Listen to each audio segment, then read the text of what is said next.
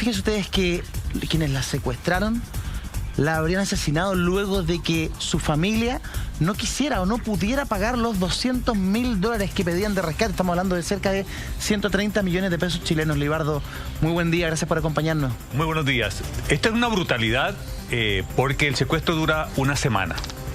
En una nación en donde el secuestro va creciendo. Para que nos hagamos una idea del contexto, cada día se secuestran 6 personas. Con lo cual las tasas de secuestro han ido creciendo a 2.100 personas el año. En el año 2012 al 2018 se han secuestrado 10.898 personas. Y si uno lleva las cifras desde el año 97 acá, 23.000. Bien, en este secuestro es la brutalidad porque solamente dura una semana el plagio. A ella la toman en el momento en que pasa a buscar a una de sus hijas. Se provoca el secuestro, se bajan de allí, del automóvil, los secuestradores, la raptan, se la llevan y comienzan a pedir $200.000, que son aproximadamente en pesos mexicanos 50 millones de pesos. Ya. La pregunta era si acaso el estudio que esta banda de secuestradores hizo le hacía prever que la familia tenía los recursos, porque el secuestro siempre que se comete hay una labor de inteligencia previa, claro, que lleva a los siguientes datos. Primero, ¿la familia del plagiado tiene el dinero suficiente para saber cuánto es lo que se pide? La respuesta es, ellos se dedicaban a un negocio de compra de aluminio. Ese negocio generaba una rentabilidad que les hacía pasar una buena vida, no ostentosa, tenía una buena vida. Pero el marido, en el momento en que le piden los $200.000, y la explicación que ha dado a la policía mexicana es que no los podía reunir a la fecha que le habían pedido los captores. Entonces, ¿cuál es la reacción? La banda de secuestradores lo que hace es inmediatamente decapitarla. O sea, a Susana, que la estamos viendo aquí en pantalla, la banda de secuestradores comete el más brutal de los delitos, no solamente que secuestrarla, que ya es en sí mismo brutal, sí, sino que el castigo a la familia por no tener la plata es devolverla decapitada en una bolsa de plástico negra. Sí. Libardo, como tú dices, antes de cometer este secuestro, entonces los secuestradores hacen un estudio casi que de las cuentas bancarias, hasta cuánto te pueden pedir.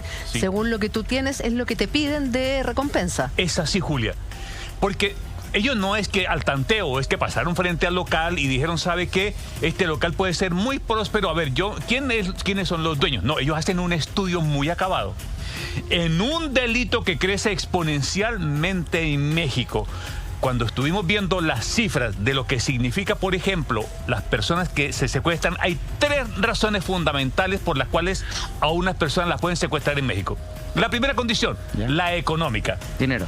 El 92% de los plagios en México son por dinero.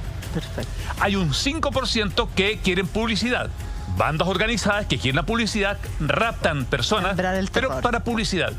Y existe lo restante, que es el delito político, es decir, que son raptos que obedecen a la lógica política. Sí. Ahora, cuando uno va a las cifras del éxito o fracaso, el 70% de los 11.000 secuestros de los últimos años han tenido que pagar rescate. Sin acción de la policía. Me explico. El 70%, o sea, más de 7.000 personas que fueron raptadas, secuestradas y que le pidieron X suma de dinero, para poder que regresaran esas personas, tuvieron que pagar. Okay. Wow. Hay un 22% restante de las cifras en donde las personas no pagan el secuestro. ¿Y qué pasa? ¿Y ahí, no pagan. ¿Qué pasa con y ahí viene, es que la acción es, en ese 22%, a veces logran escapar, es minoritario, a veces logra la acción de la policía, pero no tenemos un estándar eficiente de la policía en México que diga, sabe que la policía sabe manejar los secuestros en México y sabe atacarlos.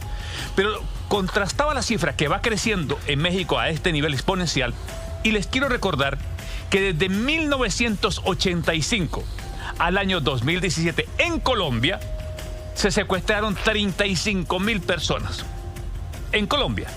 Entonces yo tomo esta misma cifra porque tengo que ver el delito comparado. Claro. Y digo, lo que me está planteando en México es una evolución de que el delito del secuestro, rapto de personas va en aumento. Va en aumento porque es muy rentable para una banda organizada decir, yo advierto que esta persona puede tener unos recursos.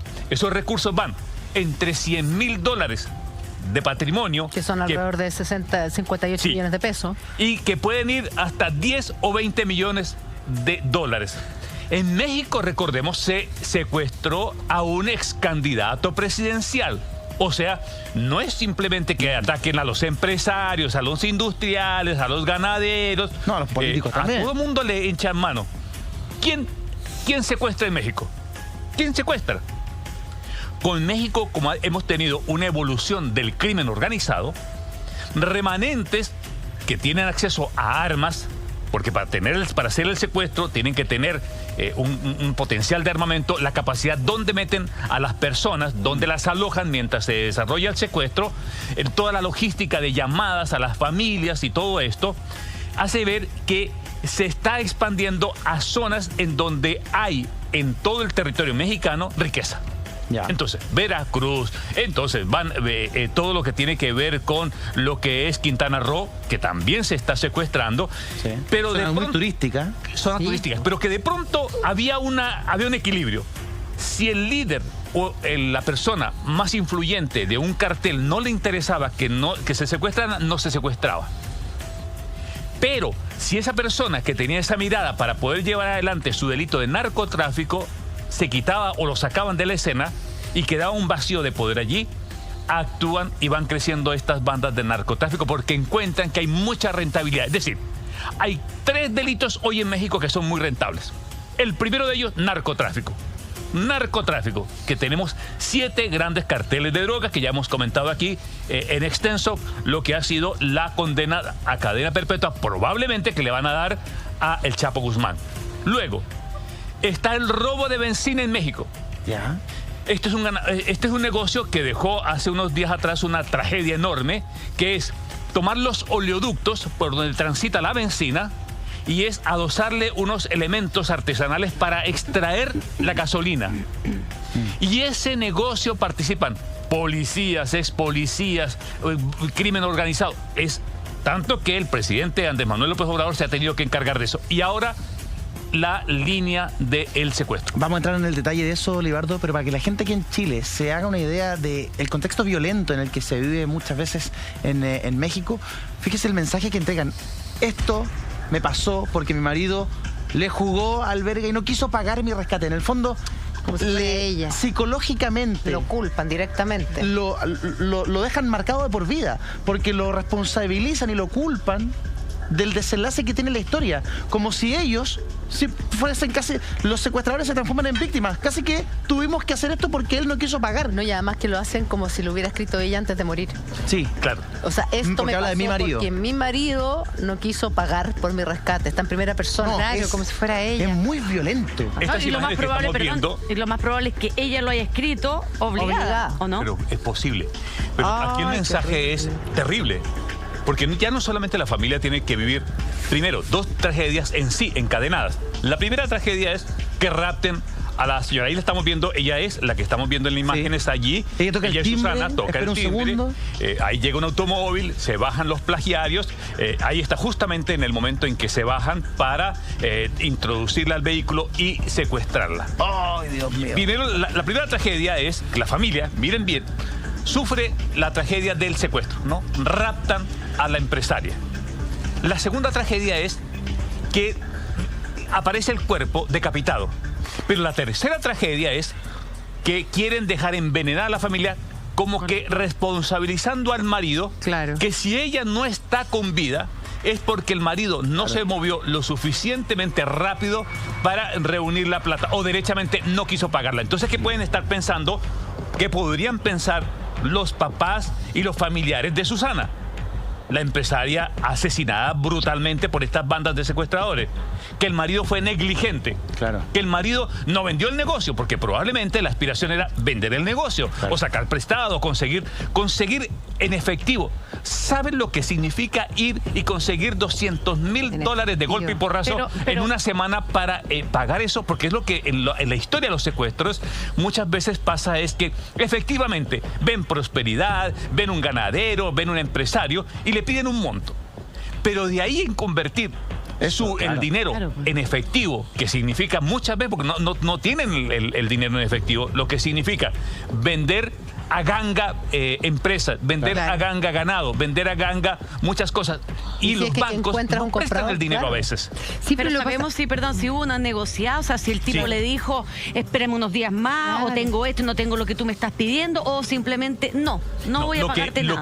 Lo que he podido pesquisar es que ellos secuestraron a la persona, a Susana, se la llevaron, luego tomaron contacto con la familia, con el marido, y le pusieron el monto, porque el monto lo definieron. Lo primero que hacen cuando hay un delito de orden económico es establecer el valor de la liberación de la persona. En términos prácticos significa, la vida de Susana valía $200,000. La vida de Susana valía $200,000. Yo la secuestro, por lo tanto, yo soy el poseedor de esa vida, y para que esa vida siga respirando, págueme $200,000. Pero aquí viene una pregunta más de fondo, y es como una banda organizada que gasta recursos en llevar a cabo este secuestro, cómo es tan desalmada que su propósito final es de no darle espacio a esta negociación, sino a la semana. A la semana, es un secuestro express, rápido, de decir, ¿sabe qué más? Como no conseguiste los $200,000 o no me quieres pagar los $200,000 en un hecho innatural, entonces yo te devuelvo a la Susana decapitada. El mensaje para los próximos secuestrados porque finalmente es como un golpe publicitario. Claro, o sea, un golpe publicitario económico publicitario. No es un juego. Entonces esta banda lo que está diciendo aquí, o el mensaje histórico de los secuestradores, es que la crudeza y la crueldad que tienen es, tómenme en serio. Tómenme en serio. Cuando yo secuestro a una persona y yo establezco un monto, usted me lo tiene que pagar, porque ya vio las consecuencias. Alguien que tiene en México la poca piedad de producir una decapitación para devolver a una mujer en esas condiciones, habla de la crueldad que estamos llegando en un delito que es a nivel global creciente. Como dices tú, Libardo, ellos hacen un verdadero estudio de mercado de sus potenciales víctimas. En este caso, estamos viendo la imagen de esta empresa familiar, Aluminio Pex Aluminio, que vendían aluminio, era como una especie de ferretería. Que tenían. Una empresa familiar. Una empresa familiar, y por eso ellos estiman que podrían conseguir rápidamente alrededor de $200,000, cerca de 100 millones de pesos estimados. Esa es una empresa pyme, ¿no? Eso, por favor, la imagen de esto es una empresa pyme. Claro. Libardo, yo tengo una pregunta que tiene que ver con el tema de las bandas de secuestradores. Esto es como en los ataques terroristas, que se adjudican inmediatamente el ataque. Acá los secuestradores también, ellos, no sé, la que yo conozco, los Zetas, que sabemos que tuvo un vínculo con la periodista chilena. Ellos inmediatamente dicen quiénes son y compiten entre las bandas, quién es más duro, o no pasa eso. No, en el negocio del secuestro, porque es un negocio, en el negocio del secuestro lo que le interesa a una banda que ya tiene a la persona, que identificó, que raptó y que plagió, que es la palabra, ellos establecen el monto a pagar. Y su negocio puede ser solamente el secuestro de personas, en este caso. Entonces ellos establecen el monto económico.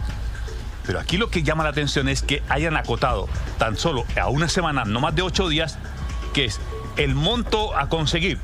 Y como no hubo una respuesta favorable a su petición, entonces devolvieron a la empresaria decapitada. Ahora, lo que me llama la atención, Libardo, es el tema de las penas. ¿Cómo son las penas en México? Porque acá en Chile, por lo menos, el tema del secuestro, las penas son altísimas. Claro. No, aquí parten presidio mayor en su grado máximo hasta presidio perpetuo calificado para el secuestro. Y de si de ello resulta la muerte, lesiones o la violación del secuestrado.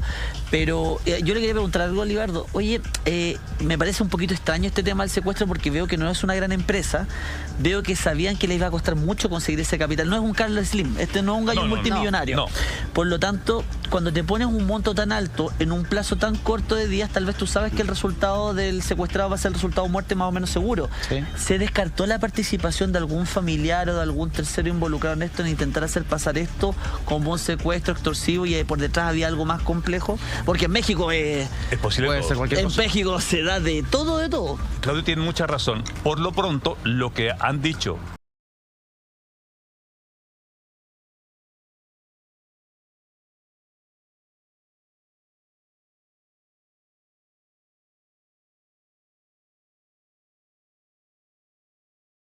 más así.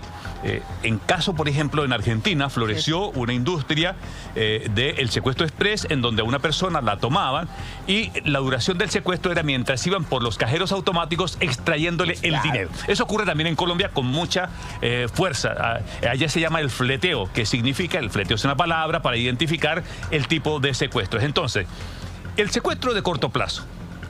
Hay un secuestro de corto plazo, que es de orden económica. Aquí, por lo pronto, yo no descartaría ninguna hipótesis.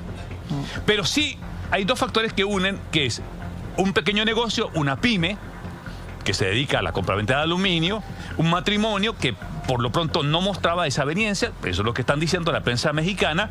Pero si hay algo extraño es que la petición de los $200,000 estuviera asociada a que el no logro de ellos a la semana Le costará la Produjera muerte. la muerte. Ahora, hay otro dato ahí que lo quiero incorporar. Es muchas veces estos grupos, cuando ven que la policía está muy cerca, también matan al rehén. Claro. También lo matan, lo ejecutan.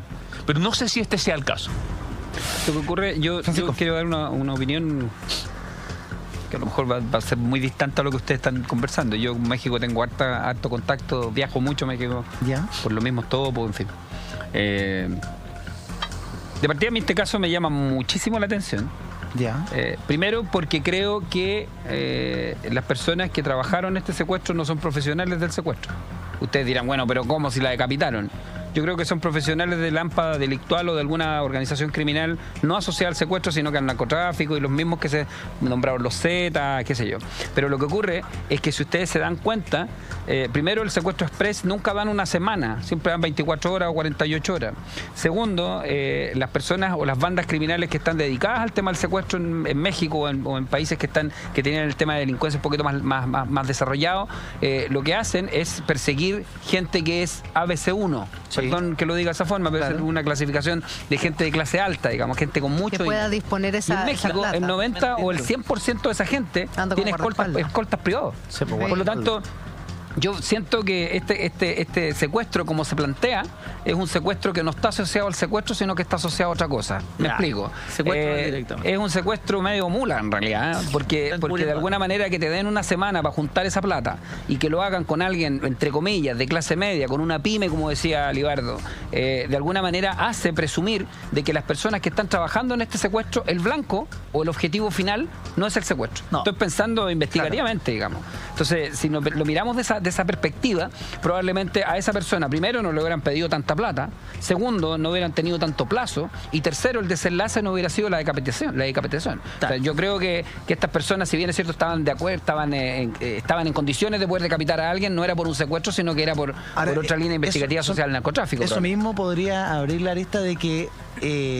quienes hayan estado detrás de esto en la intelectualidad hayan querido eliminar a esta persona, más que secuestrarla, más que obtener dinero, que podrían haber estado incluso cercanos involucrados. Si me permiten a mí en esa parte, yo siento que el acotarlo a un plazo tan definido como dice Libardo y no tener una posibilidad, un margen de... Porque normalmente cuando se puso el secuestro extorsivo siempre hay un margen de transabilidad. No tengo los 200.000, tengo 100.000, Claro. cerremos, tengo 50.000, es todo lo que puedo conseguir. No, es que no te creo, que si te creo. Primero te aumenta los plazos y te modifica los montos, pero fijar un plazo y un monto, la verdad, y un monto que tal vez para esa familia no es conseguible, lógicamente te da a pensar de que esto, y en México, a mí, perdón, pero si hay lugar donde pueden ocurrir estas cosas en el mundo, para mí es México. O sea, lo siento mucho, pero el sistema judicial, policial está demasiado corrupto. Claro, lo que dice Libardo, que el 70% de los casos se resuelve con la familia pagando, y no yendo a la policía, investigando o consiguiendo a través de una negociación policial la liberación de la persona. ¿Es negocio el secuestro en México? Por supuesto que las estadísticas así lo están indicando. ¿Va en ascenso el secuestro? Sí. ¿Cómo se le presentó policialmente el caso de Susana a la policía? Como un secuestro. Ahora, puede haber una mezcla de factores, pero por supuesto, recordemos que en México los altos niveles de desaparición, de crímenes brutales que se cometen, tiene que ver narcotráfico, crimen organizado, el secuestro, y muchas veces la línea entre uno y otro es muy delgado. Yo coincido respecto a que los grandes secuestros, yo hablaba de un ex candidato presidencial. Bueno, a Diego Ceballos le pidieron una inmensa cantidad, él es ganadero, el candidato del Partido de Acción Nacional, del presidente Felipe Calderón, y tuvo que pagar su familia una gran cantidad de dinero para que lo liberaran. Un ex candidato presidencial en México. Por lo tanto, sí. La hermana Talía también, ¿te acuerdas? Pero por supuesto, ¿no? Sí. En México, no nos olvidemos, México es una nación grande en donde hay un nivel de personas con muchos recursos. Hay algunos que pueden pagar esquemas de seguridad. Sí, lo pagan. Pasa en Colombia, pasa en varios países, en donde las personas, para protegerse de estas bandas, lo que hacen es contratan a especialistas en seguridad. Eso significa, de partida, andar en autos blindados, de partida. Es decir, una persona que es potencialmente secuestrable en México, que es el caso que estamos hablando, tiene que tener un esquema de seguridad que parte por la compra de vehículos blindados. Uno. Escolta. Tener escolta. Esa escolta tiene que ser altamente profesional para evitar que las filtran. Las casas donde viven tienen que tener alta protección. Seguridad. Bueno, pero eso no lo pueden pagar sino la parte alta. Pero eso lo contaba el Rafa Araneda cuando vivió en México, ¿se acuerdan? Sí. El Rafa Araneda contaba precisamente que tenían escolta, que no podían ir por la misma ruta constantemente, por el temor. Acá había un caso además de una figura pública que hacía más llamativo todavía un potencial secuestro. Claro. Pero es todo lo que tú estás contando lo que los empresarios con mucha fortuna en México, por la experiencia, a lo menos un empresario Slim debe tener 40 escoltas. No menos. No menos. Fíjate lo que dice Libardo, es lo que a mí yo quise explicar en el bloque anterior, algo súper puntual. Para mí no es coincidente esta escena, no es coincidente primero a quién secuestran, cuánto piden, cuánto plazo y en qué termina. Claro. Para mí eso no es coincidente. No cuadra. Claro. No cuadra absolutamente. Claro. Porque esos secuestros para ese tipo de segmento de personas, perdón que lo diga de esa forma, no piden $200.000.